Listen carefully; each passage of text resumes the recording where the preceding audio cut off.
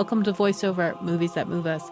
I'm your host, Heather Bigley, and we talk about the movies that made a mark, that create for people what we call cinematic epiphanies. And it's not always the movie you'd expect. Today's movie is Barabbas from 1961, based on the novel by Nobel laureate Per Lagerkvist. The novel itself is a global phenomenon, contemplating what it means to be free, how our sense of guilt and shame influences our decisions, and whether faith can develop and survive in a world of cruelty. The film wants to explore similar ground, but within the genre of the historical biblical epic, or what some people call sword and sandal movies, which certainly includes an acknowledgement of the Bible, but spends a lot of time on spectacle, huge sets, casts of thousands, with a camera that ogles death and torture and those scantily clad extras in the background. Barabbas, our film today, is no different. The film follows Barabbas, as played by Anthony Quinn, from the crucifixion of Jesus back to his rowdy friends who mock the King of the Jews. He finds that his girlfriend Rachel has joined the Jesus believers, and he doesn't really understand her anymore, and she certainly doesn't want a lot to do with him. Rachel is stoned in the streets of Rome after bearing witness of Jesus. And then Barabbas turns back to a life of crime. He's arrested and sent to the sulfur mines to work off his sentence. Nobody expects him to survive. But he does. And this is in part to meeting a Christian who provides purpose and hope for him. Inexplicably, the two of them end up back at the Roman Colosseum, where they have to fight against Torvald the Gladiator, played by Jack Palance, and lions and tigers and bears. The film ends with Nero lighting Rome on fire and blaming the Christian minority for it. But this is what is going to spur Barabbas to actually align himself with a band of believers as led by Peter. Our guest today is Richard Lindsay, the program director at the Blackfriars Gallery in Berkeley, California, where he curates and promotes its religious and biblical movie poster collection.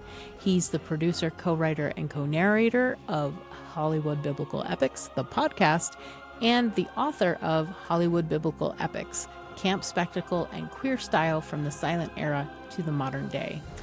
We're going to cover most of the plot of this 60-year-old movie, so don't get upset. Stick around after the movie for recommendations.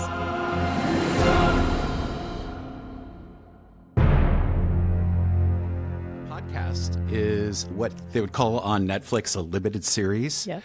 Because it's 5 episodes, and it's called Hollywood Biblical Epics, the podcast.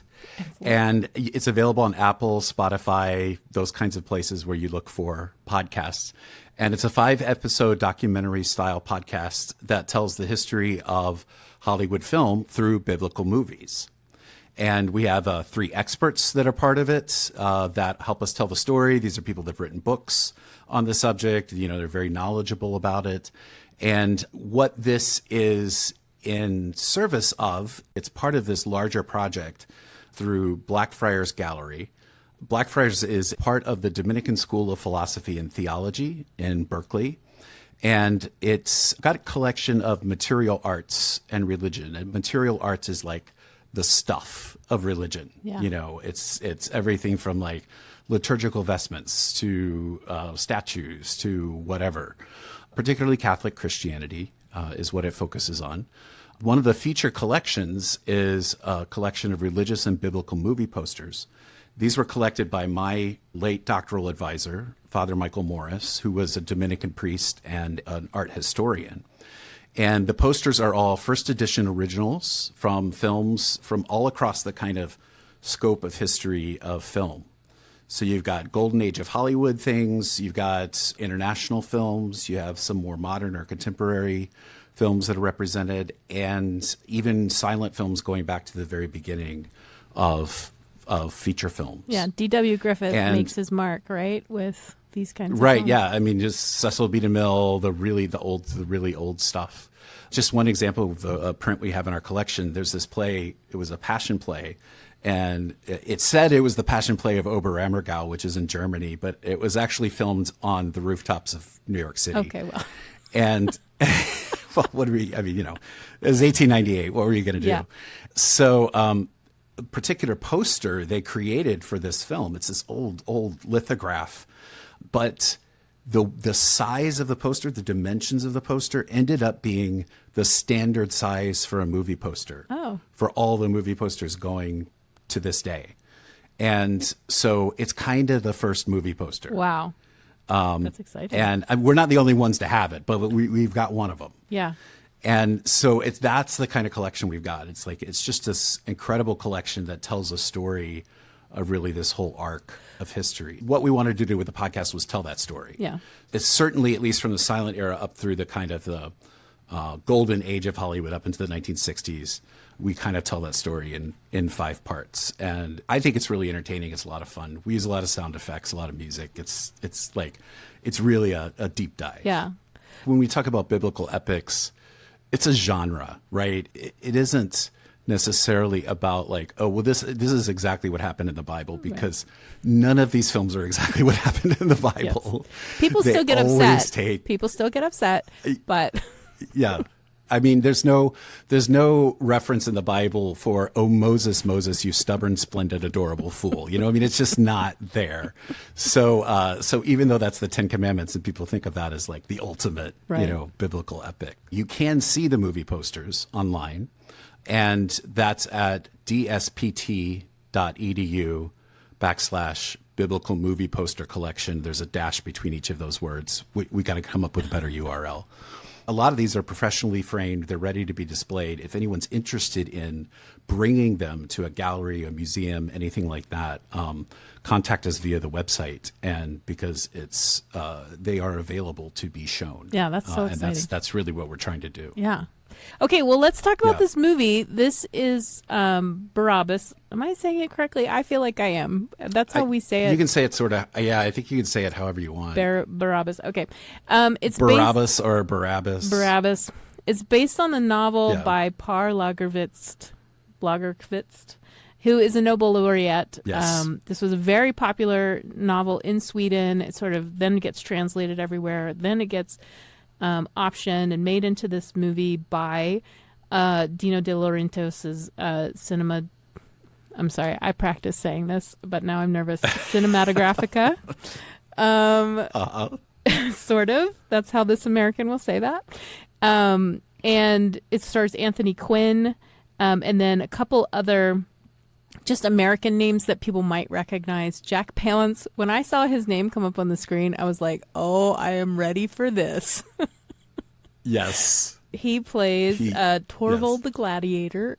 And then we have Ernest Borgnine. And I was trying to think of when Marty was. I think it's before this. It was before this. Yeah. Yeah. A couple little things, though, about I just love, because I love the Hollywood history of the whole thing. So like Dino De Laurentiis is kind of, he was like an Italian producer, but he really got into Hollywood. And so this is kind of where he's starting to cross over into Hollywood. Yeah. But the stuff he made in Hollywood was really schlocky. So it was stuff like Barbarella and Flash Gordon and Army of Darkness. Yeah. And he was the one who did the King Kong remake with Jessica Lange. Yeah. So he's just a really interesting guy, an interesting character in and of himself. And one of the things that I brought up in the conference that we attended was Jesus adjacent films, which is these films, this weird quality they had in the 50s and 60s where they would show Jesus, but not from the front. They'd show him from the back or from the side. Right. He was sort of a symbolic figure in a lot of these films, as opposed to being a real fleshed out character. Yeah. And so one of the great Jesus adjacent moments in this is the guy who plays Jesus in this is actually the brother of Silvia Mangiano, and she is married to Dino De Laurentiis. Yeah, so Jesus is the producer's brother-in-law. So that was how much effort they put into casting this part. They basically just put him in the robe and the crown of thorns, and they said, just stand there, look like Jesus. Right. And we'll film you from the side and from a distance and whatever. You don't have to say anything. Why do you think they did this? Not casting the brother-in-law. We can think of reasons for that. But why do you think in these kinds of movies, Jesus is just more of an icon, if you will? Yeah. instead of an actual character. Like today we have something like The Chosen, which is really interested in showing us who the person of Jesus is. But we're not doing that in the 1950s, especially in these Italian films. And I think we should say that this isn't just happening in Hollywood. There's a whole Italian genre in the 1950s of making these, I'm calling them sword and sandal films. You're calling them biblical films. Why do you think that is? I think two reasons. One was that in Hollywood you had the production code, which was dictating what could be used and what couldn't be used in terms of censorship, and that maybe there was an abundance of caution around that. It's like, well, we don't want to do anything that's going to offend anybody, so we have to present Jesus kind of very tastefully, or don't do anything where we would actually characterize him. My theory also is that the religion of the 1950s, it was very social, and it was very based on the Cold War. And it was like, you were a Christian because an American was supposed to be, and that Christianity would be, in opposition to communism. And so there was a lot of interest in religion at the time.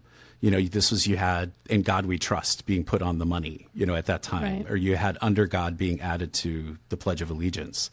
But it was about, 50 miles wide and about an inch deep. Yeah. People didn't necessarily know that much about religion and about the religions they were claiming to be a part of. And so it's sort of like Jesus could sort of represent whatever you wanted him to. You put him in the film, and he represents, like in this film, in Barabbas, they keep saying, well, he said, love one another. He said, love one another. Love one another? I thought what he said was to love one another. And he has one law that we break at our peril. The law is love.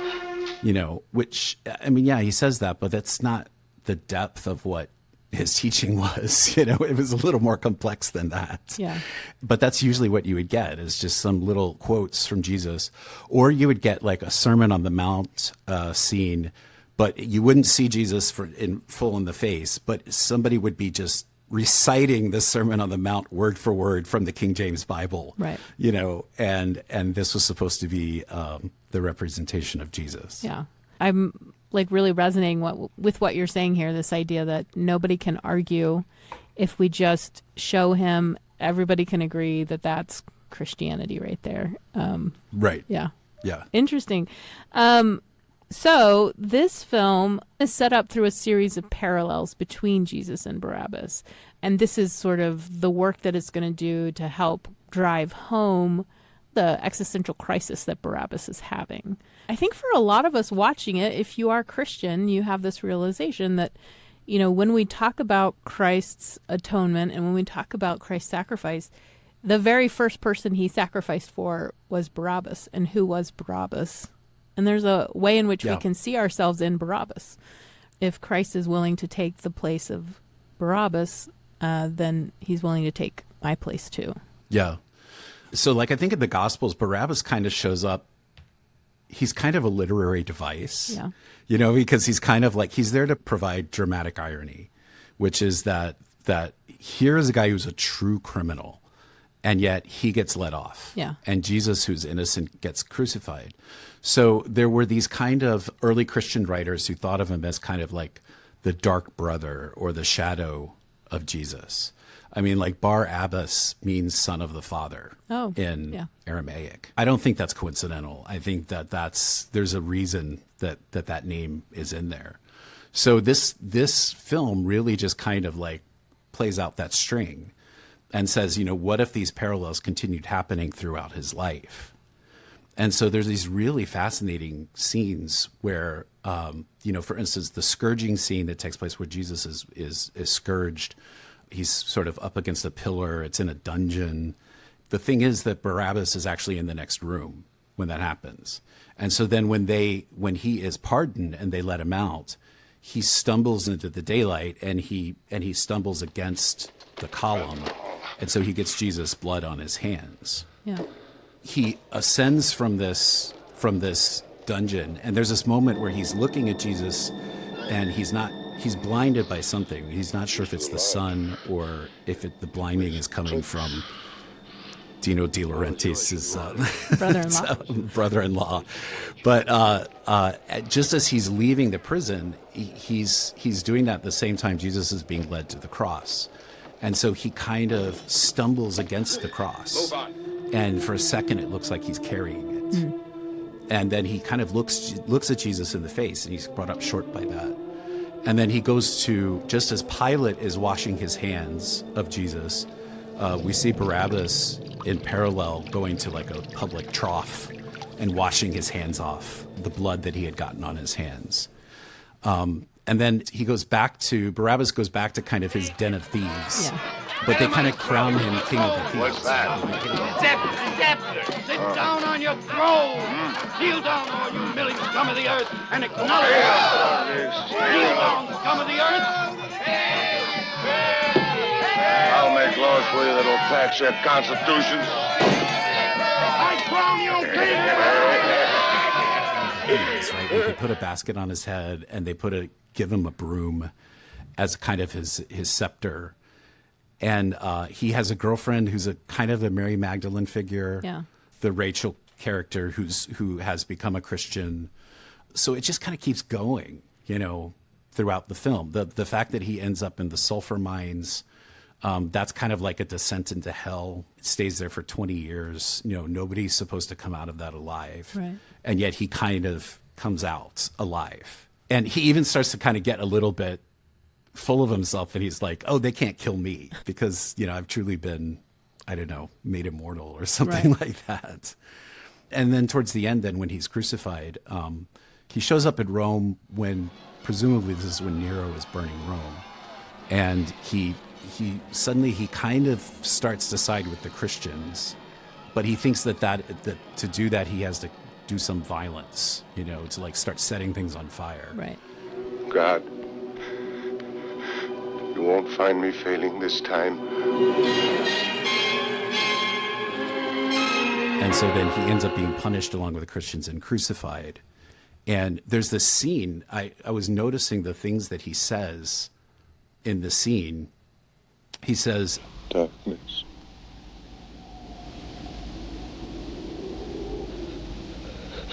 I give myself up into your keeping.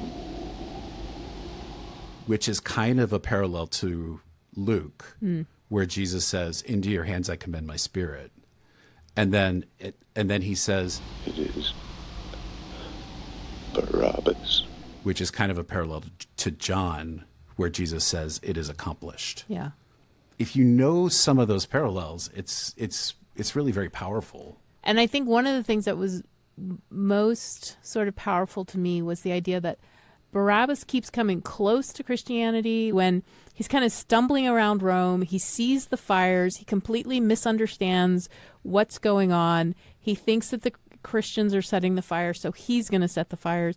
And that to me actually was really powerful. Like how do I stumble into Christianity and then stumble out of it, and then how do I misinterpret it and think that I'm doing something that God wants me to do, but I just don't get it, right? Like that to me actually has stayed with me since I watched the film. Like how do I keep myself from being a better Christian, more like Peter who shows up in this movie. Yeah. Well, and I look at his conversion, or however you want to look at it, as kind of a good enough, right. Kind of a good enough conversion, like as close as this guy is going to get, because he doesn't understand things, and he's kind of like a bull in the china shop. He's always like just missing the point. But there's a point at the end, Peter comes to him and he kind of says, because being farthest from him, you were the nearest. I'm no nearer than I was before. Nor any farther away. The truth of the matter is, he has never moved from your side. I can tell you this. There has been a wrestling in your spirit back and forth in your life, which in itself is knowledge of God. by the conflict you have known him. Your wrestling is reflecting the whole of creation. That's kind of a line from Paul, and he's saying something like, in being Jesus' shadow and being Jesus' opposite, you're actually closer to him. So I kind of read it as toward the end as that one of the ways that early Christians measured who was truly chosen is if they were martyred. Mm-hmm. And so if you were martyred, that was like your ticket was punched, right? Yeah. Like your ticket was punched to heaven. And so the thing is, Barabbas ends up being martyred. He ends up being martyred for the Christian cause. So I just kind of look at it as like, all right, good enough. Yeah.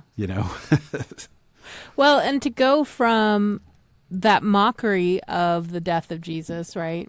Which is what's happening among his friends. Like, oh, let's all get drunk and let's say that you are the king of the Jews and let's dance around. Right, there's this mocking element. To go from that to maybe this is something that I should be involved in. The other thing that got me was his frustration and anger. Like, who is this Jesus guy? Like, somebody explain to me who he is and why he's so important. Jesus of Nazareth was killed instead of me. There must have been a reason. Why me? Why did he choose me? Like, he wants to know, but part of the reason he wants to know is he can't fully accept that if it's true that this is someone important and then I got released and he got killed, what does that mean about me? When you think sort of like within the system of value of the early Christians, that the culture that they were living in, the idea that a God's son would come down and be crucified, this is just kind of outlandish, right? If you're Greek or Roman, like that doesn't happen. What are you talking about? Yeah. Well, and for the Jews as well, the idea that the Messiah would be crucified. I mean, that's just unacceptable. Yeah. And so here he's like trying to wrestle with that idea. Like, that doesn't make sense. Why if he's so important, he wouldn't have been in that situation. Well, and we remember that, that Barabbas witnesses the crucifixion. Which is the coolest crucifixion scene in the history. It is fantastic. Yes, please talk about it. So they actually filmed the crucifixion during a full solar eclipse in Italy. Yeah. It's incredible. It is truly incredible. And so he kind of wakes up in his den of thieves and he realizes that it's like dark outside and everybody's kind of freaking out. So he goes over to where the crucifixion is happening and he kind of sees it with his own eyes.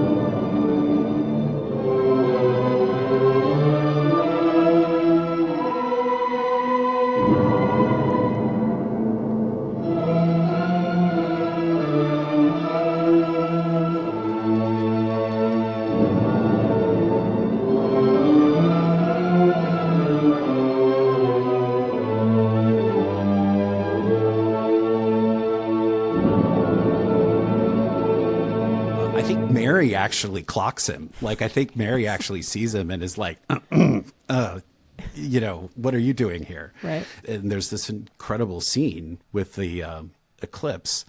It drives me crazy because I just think, what if it had been cloudy that Right. day? You know, they did all this planning to film this shot. Yes, but they pulled it off. They pulled it off. Then he actually goes and he sees the empty tomb as well.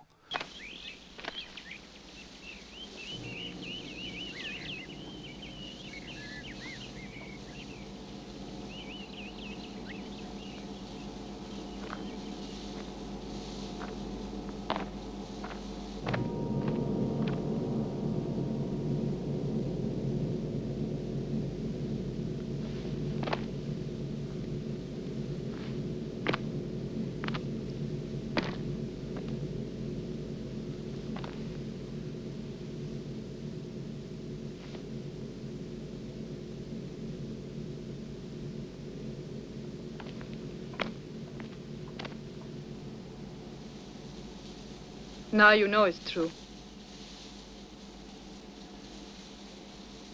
All I know is the tomb is empty. And he keeps telling himself, no, they took his body out of there. That can't be what really happened. And then in another parallel, he goes and sees the Christians in this enclosed room. Right. Where is he? What have you done with him? Who sent Who are you? What do you want with us? The truth. What happened? What right have you to be here? You know what I mean. What are you all afraid of? What are we afraid of? You want to know what we want to know. What is the truth of this moment? I know the truth. You stole the body. And you think we might have hidden it here among us. But something else has happened. If you find him here, it'll only be if he comes himself. Through that gate. As you did just now. Don't you believe it? I saw the body. He was a dead man. If you were sure of that, you wouldn't be here. He has risen. I trust in him and wait. And he meets Lazarus, who looks like Marley's ghost. Yeah. Like Looks- they painted him up really, really pale. Yeah, he does not look resurrected, looks like he didn't, right? He looks... No, he doesn't look like he quite made it all the way back. Right. So I think that's all very significant in the development of this character, in that the only thing he knows is, kill or be killed. Just survive. Do whatever you have to do to survive. But there's this other part of him that's wrestling with all of this meaning. Yeah. And I think there's something very, very interesting about that and profound about that. Yeah. I kept thinking, if it's 1961 and you're watching this film, who do you identify with? Because we're basically given an anti-hero to follow around. Yeah. And this is the beginning of the anti-heroes, right? In film. Like 1962 is going to be Psycho. The culture is sort of ready for that. But yeah, we're not necessarily used to seeing the bad guy and following his trajectory. And of course, this is not, we wouldn't say that this is a happy ending. Well, and specifically for a biblical epic, usually the biblical epics end with triumph. The people of God win out. The bad guys get punished. There were very specific rules in the production code that, the production code was, it was written by a Jesuit priest. Yeah. So Father Daniel Lord, it almost kind of was written in such a way that every film had to kind of have a positive moral. Right. Basically, anybody who did anything wrong had to be punished. What they called compensating moral values. So by the end of the film, the bad person either had to die or they had to be punished in some way. They had to clearly be shown what was wrong with them. And it made doing antiheroes very difficult. There's another biblical film where they took a biblical villain, which was Salome, and they made her into a good figure, a good character. Is this like Oscar Wilde's Salome, or like whose Salome is this? It's based on it. It's based on it. It's sort of like they do the Dance of the Seven Veils, right? Because that's Oscar Wilde, and this is Rita Hayworth, and it was in 1953, and she was a dancer, and she wanted to show off her dancing ability, and so she helped produce this film. So it's like, how are they going to do this? How are they going to make Salome, into a good figure? So this very convoluted plot they come up with, so that by the end of it, she's converted. She's like, oh, I realize the error of my ways. Right. I'm not going to try to have John the Baptist killed. So I will try to dance for Herod, and he will be so turned on by this dance and then I will ask for John the Baptist to be released. Sort of an Esther story. And yeah. And so then she does the whole dance of the seven veils. They can make it as sexy as they want, right? Because she's doing it to save John the Baptist. And then by the end of it, Salome goes and joins the Christians and is at the Sermon on the Mount. All right. And so, it's like she doesn't even really get to be an anti-hero. She's just she's naive. She doesn't understand how things really are. Right. Even though Rita Hayworth was like in her 30s at that point, So I think they do a much more convincing job here with Barabbas of creating somebody he's a villain in the Bible, but you feel empathy for him. Yeah. And then over the course of the film, he does go through some kind of redemption arc. It's hard to say whether or not he gets all the way there. Yeah. But he definitely changes by the end of the film. So this film, I think, is interesting. I feel like there are certain tonal shifts. Most of the film is sort of invested in this like existential crisis, but we have to go back to Jack Palance. Because this is the part of the movie where, as you said, he just seems to chew on every piece of scenery possible. Like, yes. So talk to us about this character. And this connects a little bit to your own research that you do about spectacle and camp. We should probably define those terms for our audience. At a very basic level, spectacle is this idea that the visuals are so sort of engaging and overwhelming that the plot just stops. Everything just stops. Yeah. And we just sort of enjoy and sort of are overwhelmed by what we're seeing on screen. Yeah. One of the good, really good definitions of spectacle that one of our experts in the podcast brought up was spectacle allows the viewer to decide where their eye is going to fall.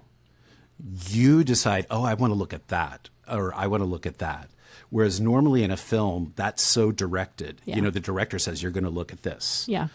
We have a close on this thing, right? Right. So spectacle just gives you this huge like tapestry or mosaic or whatever of film that you're looking at that there's just so many different things that can catch your eye. And so then once they showed the Colosseum was actually a Colosseum in Verona, Italy. It's one of the best preserved Roman Colosseums. They filled that up with extras, all costumed extras to do this. In the first part of it, you see these gladiators fighting, and there's pits of fire, and there's like lions and stuff where if they get knocked off this platform, they end up getting eaten by the lions and stuff like that. I mean, just really classic stuff. But then camp is where it's this theatricality, it's this over-the-top tendency. It's this point where it kind of loses touch with reality and just goes for it in terms of just going over the top. It's a Torvald the Gladiator with, you got Jack Palance, who's just, he can't do anything without like cackling or looking menacing or evil. And he's also so American, right? The accent and the way he the body language and the way he's on the screen. He's like a parody of himself. Yes. But then the other thing is they're wearing really, really short skirts. So it's like you're just seeing a lot of Jack Palance in this movie. Oh, and I love the detail they give where it's like, well, he's actually been given his freedom 3 times by the emperor, but he just keeps coming back. Right. He'd rather do this. He'd rather do this. He has found his calling.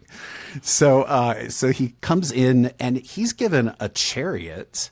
He rides in a chariot, and then the guys that he is fighting are on foot. So there would seem to be a real disadvantage there. Right. And the guys on foot only have like a net and a spear.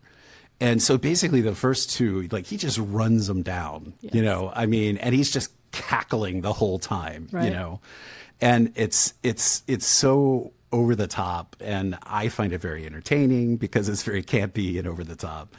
But then somehow our hero, Barabbas, because he is a little bit like, the Energizer Bunny or whatever. He just keeps going no matter what happens. He survives. And he's like 60. And so he's sort of Anthony Quinn at 60, who's going to defeat. Yeah, right. Right. This young Jack Palance. Right. And somehow he pulls him, gets him off of the chariot and ends up, killing him.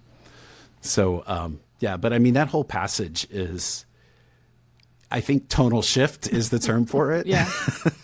Well, in my mind, I was like, okay, is this how you get your boyfriend to come to the movie? You're like, oh, there's this great Colosseum scene. Right. Like, you're going to really perk up during this. Like, is that the sort of calculus that's being done here? That's my question. Yeah. Well, what was interesting was I was looking at like, okay, how much did it cost to make this film? And it was like $10 million in 1960s money. Yeah. Which today would be like $100 million. So, and I have to say, up until this point, I'm not seeing that on the screen. Right. Because they clearly filmed this in some studio in Italy, in Rome. I don't even know if it was Cinecittà or one of those, but the Jerusalem scenes, it doesn't look that much like Jerusalem. Right. But I think there was a lot of expensive location shooting. Obviously, you gotta catch the solar eclipse. That's gonna cost a lot of money. You gotta clothe all of these extras, so I guess that's where the money went. Right. But I didn't feel like I saw it until the Colosseum scenes. For me, the movie keeps coming back to this existential crisis that Barabbas is having. Who am I? Yeah. What does it mean that I was given my life? What do I do with freedom? It kind of reminds me of so many people, James Baldwin being one of them, talking about how none of us really wants to be free. It's the most terrifying thing that we're offered. Right. That seems to be obvious in this film, right? That Barabbas doesn't know what to do with his freedom. So he just gets locked back up. And that just seems like a telling characteristic of the human experience. Yeah. Yeah, I think that the primary questions, there's a lot of theology that they throw in here, because I mean, like there's this thing where it says, like, where Peter says, wrestling back and forth and a laboring of the world spirit like a woman in childbirth. And, which is a lot like in Romans, where it says that we know the whole creation has been groaning in labor pains until now. So it's sort of like his conflict. Peter kind of interprets that conflict at the end. All for nothing. Do you think they persecute us to destroy nothing? Or for that matter, do you think that what has battered on your soul for 20 years has been nothing? It wasn't for nothing that Christ died. Mankind isn't nothing. In his eyes, each individual man is the whole world. He loves each man as though there were no other. I was the opposite of everything he taught, wasn't I? Why did he let himself be killed instead of me? Because, being farthest from him, you were the nearest. I'm no nearer than I was before. Nor any farther away. The truth of the matter is, he has never moved from your side. And he kind of says, like, this conflict within you is actually God working in you. That's also really kind of Jewish definition too, because you have Israel means, wrestles with God. Right. And so I think there's something there's grace in this, in what happens to Barabbas and in Peter's interpretation of that, which is that, he's someone who certainly doesn't deserve any kind of forgiveness. I mean, we see him beyond just leaving and getting pardoned. He does bad things. We see him kill people. Yeah. And so he's not a nice guy. But this idea that someone who is even Jesus's opposite, who's sort of like Jesus's shadow, that there is room in terms of God's love for him. And that, and that's what Peter also kind of says in here is it's like, he's been with you all along, basically. Right. He's never abandoned you through all of this. And I think that's an important message. And I think it's something that still resonates today because, there's a lot of drawing of circles going on right now in the world, of people being drawn into the circle or drawn out of the circle. And, whether that's, the immigrant community, whether that's the LGBTQ community, which I'm a part of. And there's a lot of people that are being kind of excluded from God's love. And so this kind of says like, hey, even Barabbas is not outside of the purview of that love. Right. And so I think that's a very powerful message in that, there are things he's done that are really horrible, but he's an outcast in every sense of the term. And he doesn't really fit in anywhere that he goes.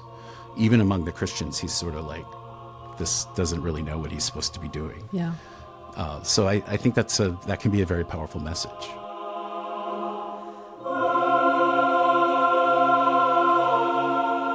Thanks to Richard Lindsay for speaking with me, and make sure you check out his podcast, Hollywood Biblical Epics.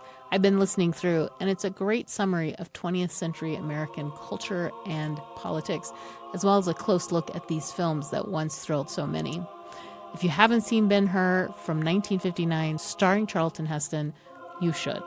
It makes no sense on a historical level, but you just have to let go of any idea of accuracy and bathe in the outrageousness of it in all that Technicolor glory. The chariot race scene alone will always be one of the greatest accomplishments of Hollywood film. In 1964, the great Italian director Pier Paolo Pasolini took a stab at a historical Jesus film too, but in a neo-realist style with non-professional actors. It's called The Gospel According to Matthew, and instead of this grand spectacle and exotic eroticism of the sword and sandal films, it's a film about humble people in humble places speaking the humble words of an ancient text. It's truly gorgeous. Check it out.